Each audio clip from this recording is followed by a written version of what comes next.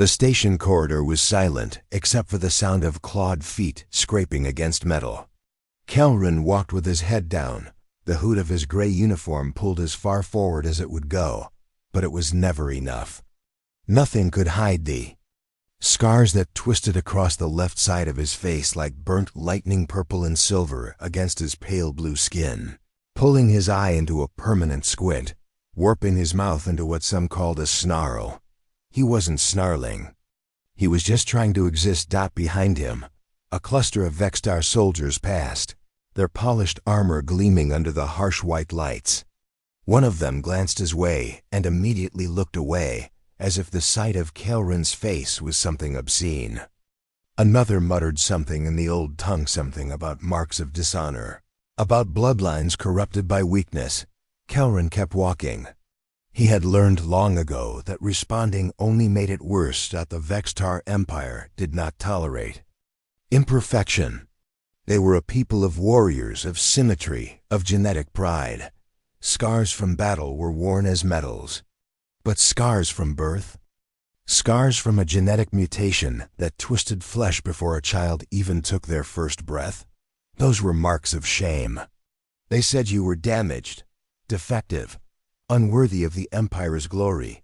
Kelrin had been 10 cycles old when the Council of Elders declared him exiled from the warrior caste. His parents had begged, had offered their own honors in exchange. But the decision was final. He would never hold a blade, never stand in formation, never earn the tattoos of valor that every Vextar dreamed of. Instead, he had been sent here, to Earth, to a joint colony station where humans and Vextar worked side by side under the fragile terms of the Accord. He had been assigned to the lowest possible rank, auxiliary labor, kitchen duty. It was meant to be a mercy. A way to keep him out of sight. Kelrin pushed through the service entrance into the station's main galley. The air inside was thick with heat and the smell of roasting meats, simmering broths, synthetic spices. It was overwhelming at first. Humans, cooked with so many scents, so many layers. The Vextar preferred efficiency, nutrient paste, protein blocks, water. Flavor was irrelevant. But here, in this cramped, cluttered kitchen, flavor was everything. Late again, kid. The voice came from the far corner, where a broad-shouldered human man stood over a massive steel pot, stirring something that bubbled and hissed. His name was Marcus Halle. He was the head cook of the Earth Sector galley, a man in his 50s with gray streaks in his dark hair and burn scars up and down both forearms. His uniform was stained with grease and spice dust. His face was lined with exhaustion, but his eyes were sharp. "I'm sorry, Chef," Kelrin said quietly, moving toward the prep station. The supply lift was delayed. "Always is," Marcus muttered, not looking up. "Grab the crates by the door. We've got 200 mouths to feed tonight, and half the staff called in sick." Again, Kelrin nodded and moved quickly, lifting the heavy crates with ease. His body was still Vextar, tall, lean, stronger than most humans. But his hands shook slightly as he set the crates down. He could feel the other kitchen workers watching him. Humans, mostly. They didn't mock him the way the Vextar did. But they didn't talk to him either. Except Marcus. "Peel those tubers," Marcus said, nodding toward a pile of root vegetables. "All of them. Thin slices, no chunks." Kelrin picked up a knife and began to work. His scarred fingers moved. Carefully, precisely. He had gotten good at this. Repetition had made him fast. But it had also made him invisible. Minutes passed in silence.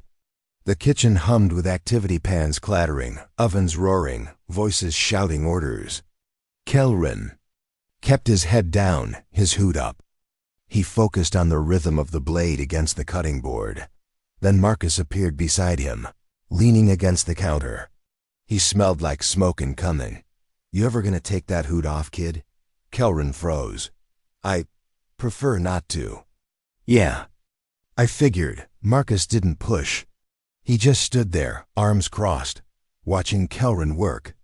You know, I used to cook on a mining rig out past the belt, rough place.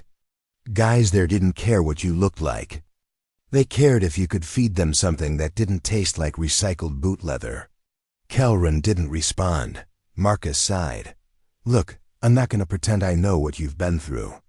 But I've seen enough to know that hiding doesn't make the world any kinder. It just makes it smaller. Kelrin's jaw tightened. With respect, Chef, you don't understand. Maybe not, Marcus said. But I know what it's like to be the guy nobody wants around. He pushed off the counter and walked back toward his station. Finish those tubers. Then I need you to help me with the stew and lose the hood. Can't cook properly if you can't see. Kelrin stared at the pile of vegetables in front of him. His chest felt tight. Slowly, reluctantly, he reached up and pulled the hood back. The kitchen didn't explode. No one gasped. A few workers glanced over, saw his face, and went back to their tasks. It wasn't acceptance, but it wasn't rejection either. It was nothing. And somehow that was worse. The days blurred together after that. Kelrin worked without complaint, arriving early, leaving late. He learned the rhythms of the kitchen, the way Marcus could tell when oil was ready just by the sound it made, the way certain spices had to be added at the exact right moment or they'd turn bitter. He learned that cooking wasn't just about feeding people. It was about making them feel something. Marcus didn't talk much, but when he did, it mattered. Taste this, Marcus said one afternoon, holding out a spoon filled with dark steaming liquid. Kelrin hesitated. I don't eat human food. You've never tried it, Marcus said flatly. Try it now. Kelrin took the spoon. The liquid was thick, rich, almost black. He brought it to his lips and sipped. The flavor hit him like a shockwave.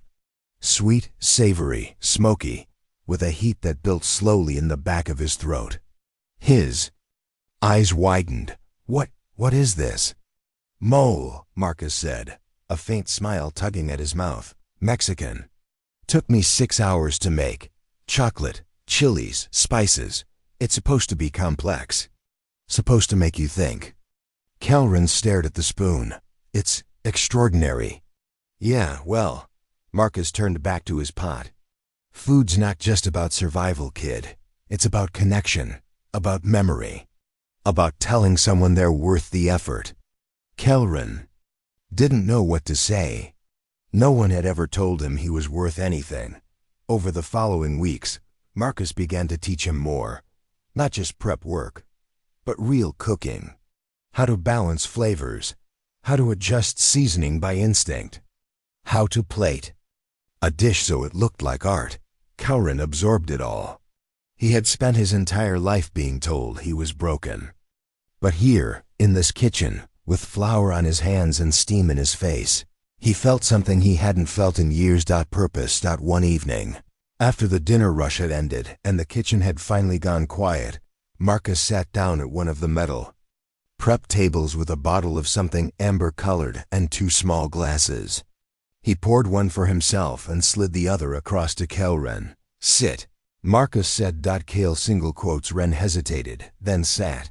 You've been here 3 months now, Marcus. Sighed, taking a sip. And you haven't complained once. Haven't asked for a different assignment. Haven't tried to transfer out. He looked at Kelrin with those sharp, tired eyes. Why? Kelrin stared at the glass in front of him.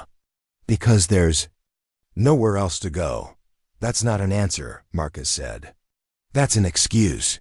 Kelrin's jaw tightened. What do you want me to say? That I love being here. That I'm grateful for the chance to peel vegetables in scrub pots while my people walk past me like I'm invisible?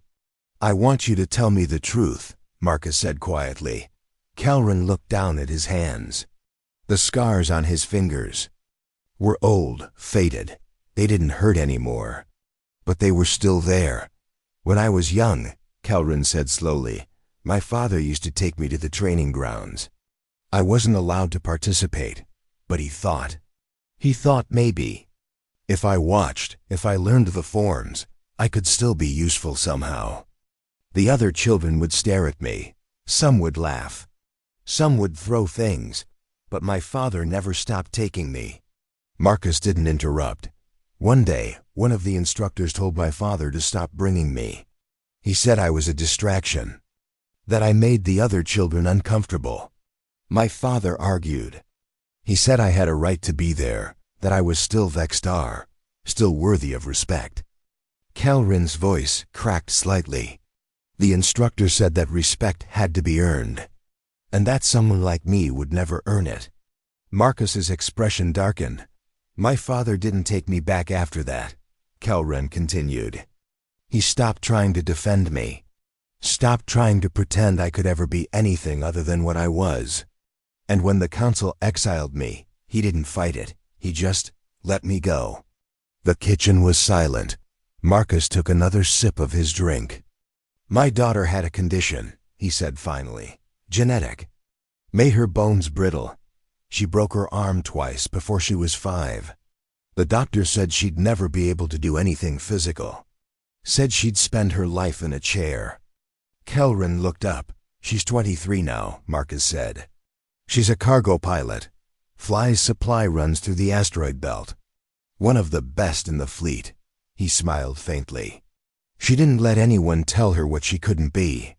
And I'll be damned if I let anyone tell you what you can't be either. Kelrin felt something tighten in his chest. Chef, you're not broken, kid, Marcus said. You're just different. And different doesn't mean less. Kelrin didn't know what to say. He picked up the glass and took a small sip. It burned going down, but it was a good burn. Marcus raised his glass. To being different. Kelrin raised his own. To being different. They drank in silence. The weeks continued. Kelrin found himself looking forward to each shift, not just because of the work, but because of the moments in between. The quiet conversations with Marcus.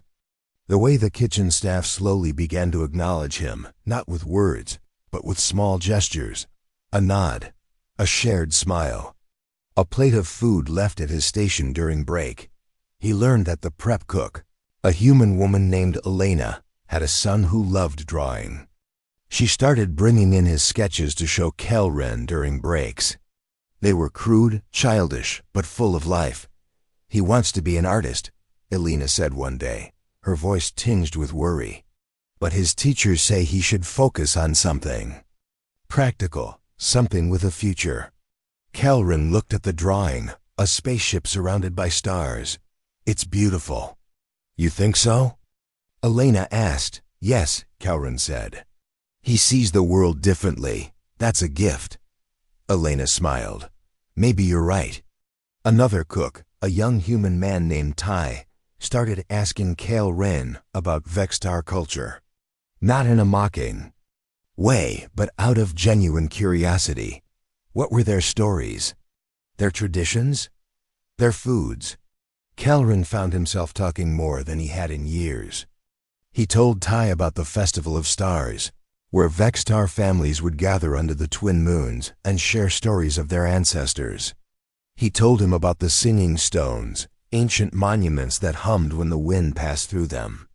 He told him about his grandmother, who used to braid his hair and tell him that scars were just maps of where you'd been. That's beautiful, Ty said. Why don't more people know about this stuff? Kelrin shrugged. Because they don't ask, Ty grinned. Well, I'm asking. Slowly, imperceptibly, Kelrin began to feel like he belonged. The message came on a Tuesday morning, delivered via station com. All personnel attention. The Vextar diplomatic fleet will be arriving in 3 days for the Accord renewal summit.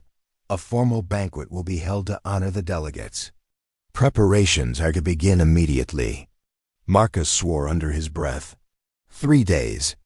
They give us 3 damn days to pull off a state dinner.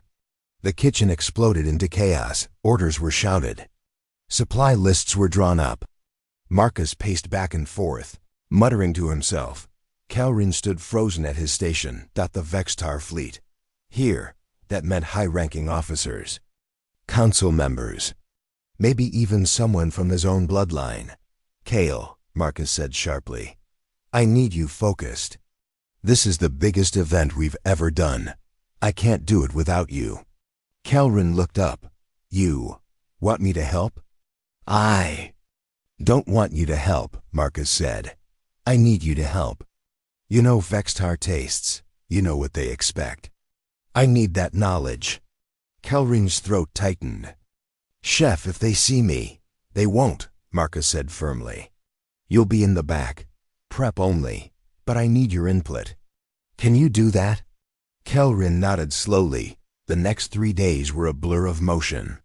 Marcus worked 18-hour shifts, and Kelrin matched him hour for hour. They tested dishes, adjusted recipes, argued over presentation. Kelrin suggested traditional Vextar ingredients, salted thorn root, crystallized protein shavings, bitter bark tea butt. Marcus refused to make it bland. We're not serving them paste, Marcus said. We're showing them what food can be. They created a menu that was unlike anything Kelrin had ever seen. Fusion dishes that honored Vextar tradition while embracing human creativity. Thornroot glazed with honey and chili. Protein. Cuts marinated in citrus and herbs. Bitter bark tea infused with vanilla and cinnamon. Each dish was a conversation between two worlds. On the second day, as they were testing the final course, Marcus suddenly stopped. What's wrong? Kelrin asked. Marcus was staring at a plate of crystallized protein shavings arranged in a spiral pattern. This is beautiful, Kale. This is art. Kelrin felt his face flush. It's just plating. No, Marcus said. It's more than that. You're telling a story with this food. You're showing them who you are. Kelrin looked down at the plate. He hadn't realized it, but Marcus was right. Every dish they'd created had a piece of him in it. His memories, his pain, his hope. I don't know if they'll see it, Kelrin said quietly. They will, Marcus said. And if they don't, that's their failure, not yours. The night of the banquet arrived. The grand hall was filled with delegates, humans in formal suits, Vextar in ceremonial armor. The air was thick with tension. This wasn't just a dinner. It was a test. A demonstration of whether two species could truly coexist. Kelrin stayed in the kitchen, his hands moving on autopilot as plates were assembled, garnished, sent out. He could hear the murmur of voices from the hall, the clink of glasses, the rustle of movement. The first course went out. Silence. Then faintly he heard voices, murmurs of surprise, of approval. The second course. The third. Each one received the same reaction. Marcus stood at the pass, checking every plate, his face tense but focused. We're doing it, kid. We're actually doing it. Kelrin allowed himself a moment of hope. Then, halfway through the fourth course, disaster struck. One of the lead servers burst into the kitchen, eyes wide. Chef, we have a problem. 2 of the Vextar delegates are having an allergic reaction. They're saying the food is contaminated. Marcus's face went white. That's impossible. We tested everything. They're demanding to speak. To whoever prepared the dishes, the server said. Now. Kelrin's blood turned to ice. Marcus looked at him. Kid, I need you to come with me. No, Kelrin whispered. I can't. You can, Marcus said, and you will. Because this isn't just about the food. It's about standing up when it matters. Kelrin's hands were shaking, but he nodded. They walked out into the grand hall together. The crowd parted. Kelrin kept his eyes down, his hood pulled up, but he could feel the weight of every stare. At the head table sat 3 Vextar council members. One of them, a female warrior with silver tattoos and cold eyes, stood. You, she said. Her voice sharp. Remove your hood. Kelrin didn't move. Remove it, she repeated, or you will be charged with sabotage. Marcus stepped forward. Ma'am, with respect, this man saved your meal. The reaction wasn't contamination. It was an interaction between 2 compounds, thorn root extract and a specific human citrus oil. We caught it early and reformulated every remaining dish. He identified it. He solved it. The counselor's eyes narrowed. Then let him show his face. Kelrin took a breath. Slowly, he reached up and pulled back his hood. The room went silent. The counselor stared at him. Recognition flickered. In her eyes, You are from the Kelsh bloodline. You were exiled. Yes, Kelrin said quietly. And now you serve in a kitchen? Her tone was laced with disgust. Yes, Kelrin said again. Louder this time, the counselor's lip curled. Disgraceful. No. The word came from Marcus. He stepped forward, his voice steady but loud enough to fill the hall. What's disgraceful is throwing away someone because they don't fit your mold. This kid has more skill, more heart, more dedication than half the people in this room. He didn't just make your food. He made it mean something. He honored your traditions while creating something new, something better. The counselor's eyes flashed. You dare lecture me on? I dare, Marcus interrupted, because I've seen what he can do. And if you can't see it, if you can't see him, then you don't deserve the meal he created for you. The hall was silent. Tension crackled in the air. Then, from the back of the room, one of the human delegates began to clap. Slowly at first, then faster. Another joined in. Then another. A Vextar officer at a side table stood. He looked at Kelrin, then at the counselor. The food was exceptional. The finest I've tasted in years. If this is what exile produces, perhaps we should reconsider our definitions of honor. A few other Vextar nodded in agreement. The counselor's face hardened, but she sat down without another word. Kelrin stood there, exposed, terrified, but also free. Marcus put a hand on his shoulder. Come on, kid. We've got dessert to finish. They walked back into the kitchen together. The rest of the evening passed without incident. The final courses were served. The delegates praised the meal. The summit was declared a success. When the kitchen finally closed, long after midnight, Marcus and Kelrin sat together in the empty galley, too exhausted to move. You did good tonight. Marcus said. We did good, Kelrin corrected. Marcus smiled. Yeah, we did. They sat in comfortable silence for a while. Then Kelrin spoke. Thank you, Chef, for everything. Marcus waved him off. Don't thank me. You earned this. No, Kelrin said. You gave me a chance when no one else would. You saw something in me that I couldn't see in myself. Marcus looked at him. You want to know the truth, kid? I didn't do anything special. I just treated you like a person. The fact that that's so rare is the real problem. Kelrin nodded slowly. What are you going to do now? Marcus asked. What do you mean? Well, after tonight, people know who you are. What you can do, you'll have options. Kelrin hadn't thought about that. I don't know. Marcus stood, stretching. Think about it. But for what it's worth, I hope you stay. This place is better with you in it.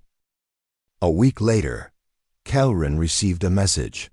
The Vextar Council was offering him a position, a chance to return to the Empire, to serve in an administrative capacity, away from the public eye. It was a promotion, of sorts. A recognition that he had value, even if it was hidden value. Marcus found him staring at the message in the break room, his expression unreadable. You gonna take it? Marcus asked, pouring himself a cup of coffee. Kelrin looked up. I don't know. They're offering me a place. Not a home, but a place. Is that what you want? Marcus asked. A place? Kelrin thought about it. About the cold corridors of Vextar ships. About the rigid hierarchies. About living in shadows, always hiding, always less than. Then he thought about the kitchen. About Alina showing him her son's drawings. About Ty asking him questions. About Marcus teaching him that food was more than sustenance, not about feeling like he mattered. No, Kelrin said finally. I want a home. Marcus smiled. Then you know what to do. Kelrin stared at the message for a long moment. Then he deleted it. "I'm staying," he said. Marcus grinned. "Good, because we've got a wedding banquet next month, and I'm not doing it without you. Also, I've been thinking, you're ready to start running your own station. Lead. Cook your own team." Calrin's eyes widened. "Chef, I'm not." "You are," Marcus said firmly. "You've earned it. And it's time you stopped thinking of yourself as the kid who got exiled and started thinking of yourself as the chef who changed the way two species eat together." Calrin felt something break open in his chest. Not pain, but release. "Thank you," he whispered. "Don't thank me," Marcus said. "Just cook. Cook like your life depends on it. Cook like you're telling the universe who you are." Calrin smiled. For the first time in years, it didn't hurt. Months passed. Calrin did become a lead cook. He trained others. He created new dishes. He started teaching a class on fusion cuisine, attended by both humans and Vextar. Word of his cooking spread. Delegates from other systems requested him specifically. Some Vextar still looked at him with disgust, but others looked at him with curiosity. With respect. One day, a young Vextar cadet approached him after a meal. She was small, nervous, with a slight limp in her left leg. "Excuse me, sir," she said. "I just wanted to say, your food was beautiful." "Thank you," Calrin said. She hesitated. "I was told I couldn't be a soldier because of my leg. They assigned me to logistics. But seeing what you've done, it gives me hope that I can still matter." Calrin knelt down to her level. "You already matter. Don't let anyone tell you otherwise." The cadet smiled. It was small, fragile, but real. After she left, Marcus appeared beside him. "You're making a difference, kid. You know that, right?" Calrin looked around the galley, at the staff working together, at the mix of species sharing meals, at the warmth and life that filled the space. "Yeah," he said quietly. "I think I am." His scars were still there. They always would be. The twisted skin, the crooked smile, the eye that never fully opened. But when people looked at him now, they didn't just see damage. They saw a chef, a leader, a bridge between worlds. They saw someone who took the pain of rejection and turned it into something that nourished others. And that was more than enough. That was everything.